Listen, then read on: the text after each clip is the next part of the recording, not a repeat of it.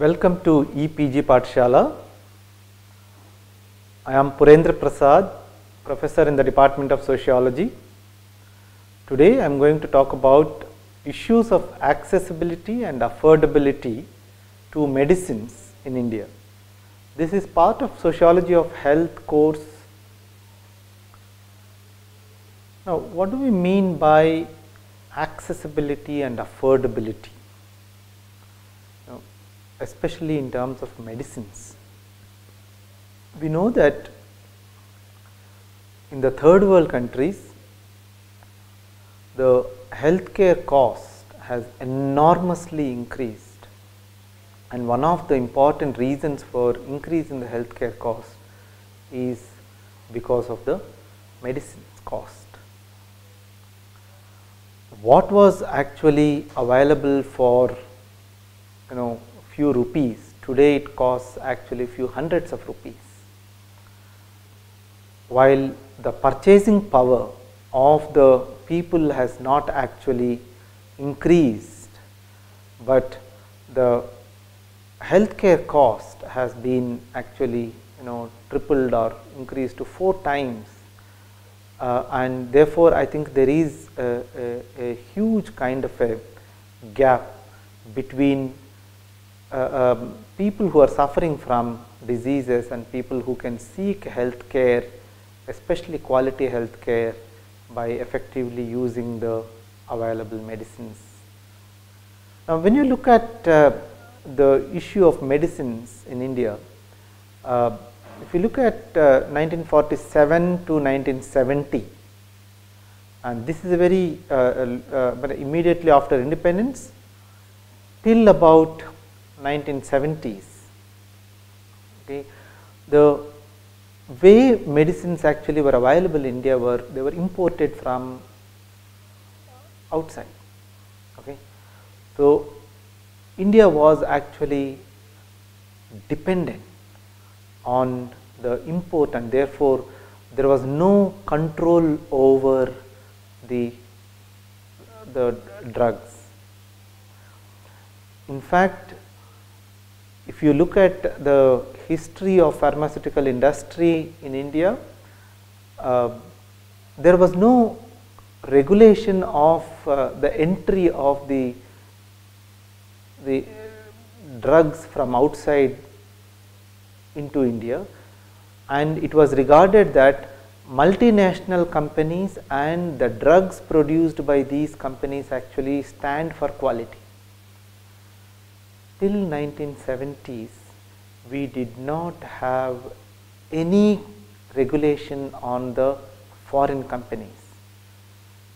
It was only in 1970, with the incidence of substandard and spurious drugs issue cropping up, in the Indian Parliament there was a committee constituted called Jai Shuklal Hathi Committee. And this committee actually went into the details of the pricing of the drugs and actually realized that the foreign companies not only are charging enormous rates for the medicines that they are supplying, but they are also producing substandard drugs and pushing it into the Indian market. And from then on, actually the controls and regulation mechanism actually started, at least it started. And when you look from 1970s to 90s, it's a 2 decades actually, it's a huge transformation. And Indian pharma industry actually became one of the largest pharmaceutical producers in the world. So what actually transformed these kind of status of Indian drug companies? 1970, India passed an act, Patent Act of 1970, which actually allows any of these the medicines that are being imported, these drugs actually can be produced by different processes, and these processes actually allow you to, through different mechanisms, they can actually bring the equivalent, what is they call it as BA/BE studies, meaning bioavailability and bioequivalence. So you are producing certain equivalents, and they are trying to do research and produce similar kind of drugs, and this is called reverse engineering, meaning that there is a product patent for 5 to 7 years, but the process actually was not patented. Therefore, the gaps that are available in the research after 5 or 7 years of the expiry, when that is actually available, how that product actually is made, Indian companies were excellent in doing this reverse engineering and producing generic drugs at a very low cost. So this is where the low cost production of drugs made the Indian pharma industry one of the largest kind of producer in the world, and so much so that a lot of countries actually also were trying to rely on the Indian pharma companies. So today India actually stands fourth in terms of drug production, and in terms of value it actually stands 14th. So there is very reliable, and the drugs which are actually very reasonable, 1/3 cost, okay, that they were able to produce. In fact, only when HIV/AIDS controversy actually erupted in South Africa, the whole world realized what Indian pharmaceutical industry is able to do. In South Africa, because of the retroviral kind of treatment which is very expensive for HIV/AIDS patients, the kind of medicines that were actually supplied by the transnational corporations was enormously expensive and unaffordable for the people.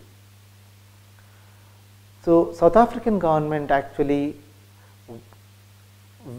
took a bold step, keeping in mind the vast constituency of the poor people who are affected with HIV patients and the high cost of the antiretroviral drugs. It asked the Indian companies to actually provide these drugs, and the Cipla company in India actually agreed to provide it at 1/3 cost. And globally, a lot of drug companies actually tried to create havoc, saying that this is violating the international agreements, etc. But South African government said that on humanitarian ground, in order to save the lives of our own people in the nation, we have gone, and these medicines that are provided by Indian drug companies are as efficient, as effective, and they are very, very cheap. Then within no time, realizing that South African government is not going to retract, these transnational companies also said that they are willing to produce at the same cost. So you can imagine how pricing actually is determined and how it is affecting the health status of people. So in that sense, Indian generic kind of drugs has been a hugely successful story. After neoliberal reforms, globalization, the way India actually embarked itself in terms of structural adjustment programs from 93-94 onwards, there is actually a change in terms of the the drug production and the pricing of these drugs, etc. So when you look at the WTO, World Trade Organization, and the TRIPS, the trade related intellectual property rights, which were trying to regulate not only the product but also process. So Patent Act of 2005 actually, which India became a signatory, mandates that all the product and patents will have to be actually patented, which means that the Indian drug companies which were able to do reverse engineering and do the processing and arrive at the equivalents are not anymore possible. So the time span for these product patents and process patents also has been enhanced to 20 years each, meaning that over a period of 40 years, the whole drug actually is not available in terms of any of the their publication of the entire research process. This actually means that Indian companies now will have to struggle to invest its capital on R&D. See, what Indian companies were able to do were that they are not able to invest in the basic research, which actually takes for several decades. I mean, 25 to 30 years of basic research actually leads to the molecules and the production of drugs and releasing it to the market, etc. The way Indian capital could not actually compete in terms of entering into the basic research, it was able to actually do the reverse engineering and arrive at these kind of processes. But now with the intellectual property rights regime coming into force, India actually again is handicapped, and therefore the drugs actually are today very, very expensive, which we will have to be actually buying from different sources. So this is one scenario that we are talking about. What is the politics of production of drug, pricing of drugs, how the patent regimes both at national level and international levels actually contribute to the health status of the population, etc. But what we have not discussed as yet is about availability and affordability. Because Indian generic drug companies were producing actually at 1/3 cost, does that mean that these drugs were available actually to Indian population at low cost? To some extent, yes, but even during 70s to 1990s, a lot of these Indian drug companies were catering to the needs of the advanced or the developed countries. So there was a huge kind of link in terms of producing it for the West, and therefore if you look at the trajectory or growth of some of the pharmaceutical companies like Reddy's in India, Reddy's company, which was in 70s, of very insignificant kind of value in the market, it grew to one of the leading pharmaceutical companies by 80s and 90s. That's primarily because of the reverse engineering and genetic kind of production of generic drugs, etc. Okay, so all in all, I think the generic drugs did contribute to the Indian population, but there were actually differentials as well.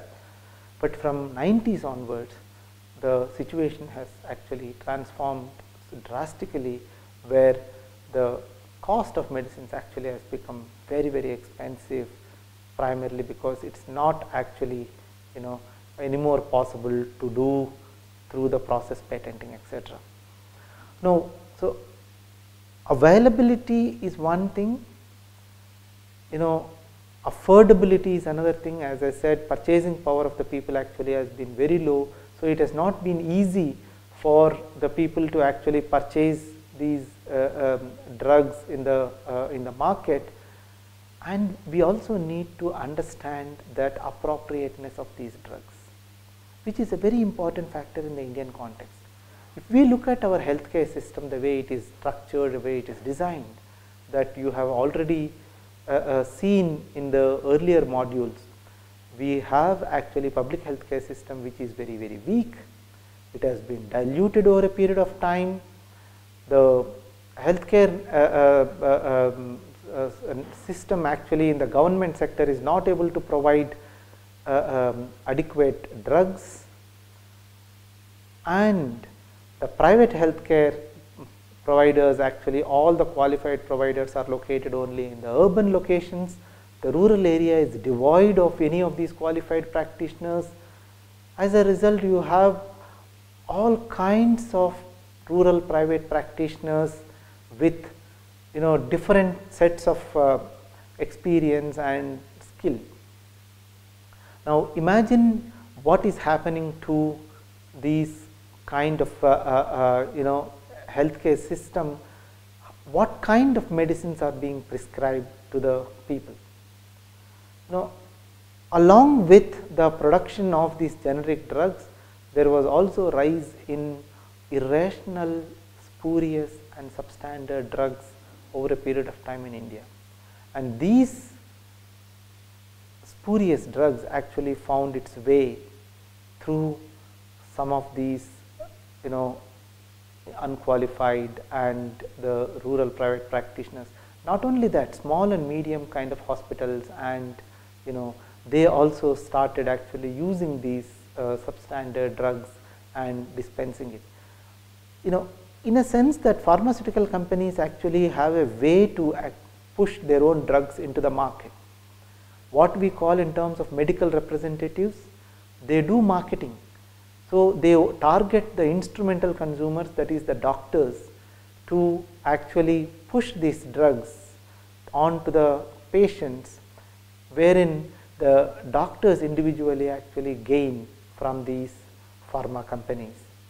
So in a sense, there is a kind of a vicious kind of a circle through which a lot of these spurious and substandard drugs actually have been pushed into. As a result, inappropriate drugs actually has been one of the major problems in India. And similarly, if you look at the pharmacy or the medical stores in India, a lot of these people who dispense medicines are not actually qualified, and these medical shops actually stock the outdated, spurious and substandard drugs. Given the illiterate population, given the kind of awareness that we have in the Indian context, a lot of people actually go and buy medicines over the counter, so without any prescription. And therefore, you have different pharmacists and medical store people who actually can distribute these medicines to all kinds of sick, poor in this country. Let me sum up the important points in this module. India actually imported medicines and was dependent on the medicines produced outside India till 1970s. From 1970 onwards, with reverse engineering, India was able to actually produce generic drugs which are at 1/3 cost compared to the branded drugs. Although Indian pharmaceutical industry is labeled as copycat because it was able to copy a lot of these research that is already available and effectively filled the gaps and then was able to produce the equivalent drugs. But the kind of cost that it was able to reduce through reverse engineering was, enormous. In South African example, while multinational companies produced each of these drug for $10,000, the antiretroviral drug, Indian Cipla company gave it for $300. So that's the difference between the pricing that was actually maintained by the transnational companies and that of a Indian kind of generic drug company. So in a sense, if you look at the entire kind of drug industry and its politics, it is about, even when actually Indian company was able to produce on its own, but with the 2005 the intellectual property rights regime coming into existence, again the possibility of producing cheaper producing drugs at cheaper rates actually became very less. And therefore, I think we are talking about how different patent regimes, trade regulations, and the intellectual property kind of mandates have actually increased the pricing of the drugs. Second, we also saw in the Indian context that there is a rise in spurious, substandard, and irrational kind of drugs that is rampant, and given our healthcare system, I think this again created lot of health hazards for the poor people. So Indian state very consciously kept its own kind of regulatory system very weak.